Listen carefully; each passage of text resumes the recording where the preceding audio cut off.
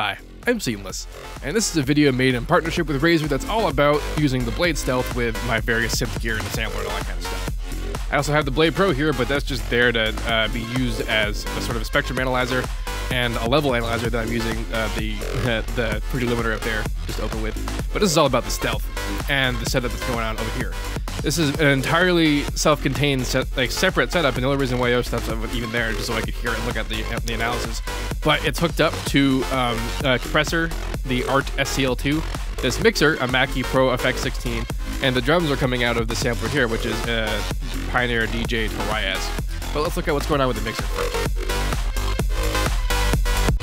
Alright, so here's what all the synths sound like. This is all coming out of the modular stuff. You can see all the cables going to the various inserts here. That's what it sounds like without the side chaining, which is being accomplished with sub-routing. We'll talk about that in a second. I'm disabling some things, just showing individual items. Sub. This guy. This is one of my dual oscillators and a bit Razer. Roland Aria. This is two oscillators. One oscillator's FMing, another oscillator's PWM. This is the Moog Mother, doing a sequencing thing with some reverb.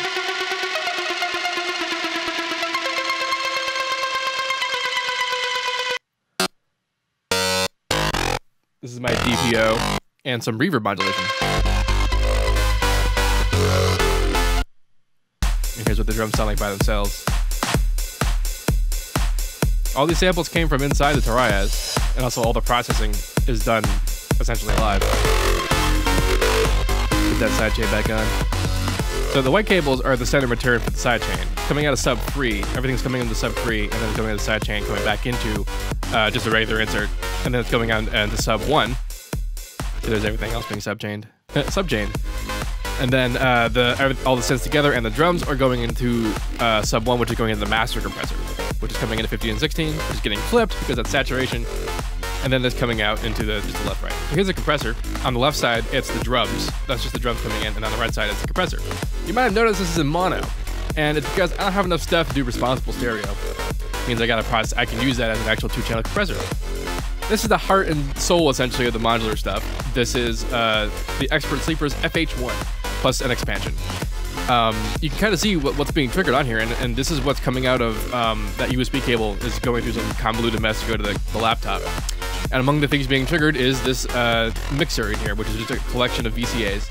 Those lights up there are signals coming out of the FH1 to trigger what you hear at what time. Over here is where the sidechain is being triggered with this dual ADSR from IntelliGel. On the bottom there, you can see the level coming up for the lead. And that's how the sidechain gets controlled.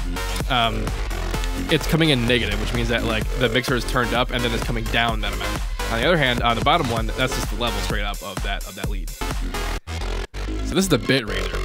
This is a Roland modular synth, and what we're listening to right now is that main bass that's mostly coming in through here. What that is right there is FM. It's a bit crusher, and we're FMing the bit crushing frequency. How cool is that? Going into this is just a mess coming out of the DPO with a filter, like a really sharp resonant filter. If you're familiar with this effect, grab a bit crusher of some kind and experiment with putting a saw wave and a really sharp low pass filter before it and watch what happens. Also playing a part of this is the filter on the side here. It comes up with a filter into it, and it also has FM input, which this is what it sounds like without it. Not bad necessarily, but a little harsh. So what this does is it allows it to FM it so that the note chops up a little bit, and so we get the high frequencies, but they aren't so destroyed like it is, which ain't bad, but ain't my jam. You see, it has 2 channels. I could have put an entirely separate sound in there, but since I don't have enough stuff, like I said, everything just gets 1 channel. But this is a wonderful example of a very simple thing that gets better because of FM. I love FM so much. So here's the Moog Mother-32. I'm using it to do this kind of ambient sequency lead thing, which we'll hear in a second. There it is. So this is the most bog standard synth thing you can be doing. It's essentially a square wave it's having its pulse width modulated by the LFO. You can see the LFO moving there. I messed with the volume control for some reason. I don't really remember why I did that, but whatever. I'm not used to this whole talking after the fact thing. So I have this envelope linked to the filter, and it's being a filter plug, you know. This decay here, you can hear it, how it like does the business. And here's the LFO with the pulse width. It makes it very supersaw-y. It's kind of like a cheapo supersaw. This is what it sounds like without the reverb. There's that decay. And then with the reverb. That is a Pittsburgh replicator. No, just a big reverb. I think that's what it's called, right? Digital reverb, yeah, big digital. These things are named weird. Anyway, that's what the Moog's doing. And it's mostly there to do this that's doing right now. Kind of fill up space. Anyway, here's what the stealth's doing. Everything. Here's what's essentially, it's not processing any audio, but it's just sending out all this MIDI. And this is really what it's like all it's doing. It's doing the drums coming out of USB connection to it, and it's doing all the synths on the whole convoluted thing with the FH1.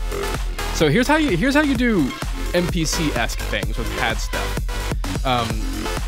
You see how there's 16 pads? Well, in regular drum world, a regular pad world, online, in the digital world, you have notes that represent each pad.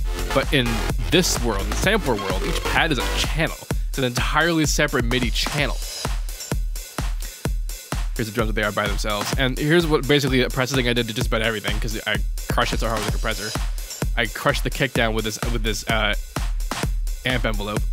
You can hear what happens when I don't do that. Remember, this is being compressed by the art. There is an internal compressor in the effects, but it means you won't be able to use specific effects in specific ways, so I can't really do it like that. Anyway, if you have any questions about this, please let me know. Don't forget to like, comment, subscribe, and all that good stuff. And as usual, have a nice day. You can't see it, but I'm bobbing my head.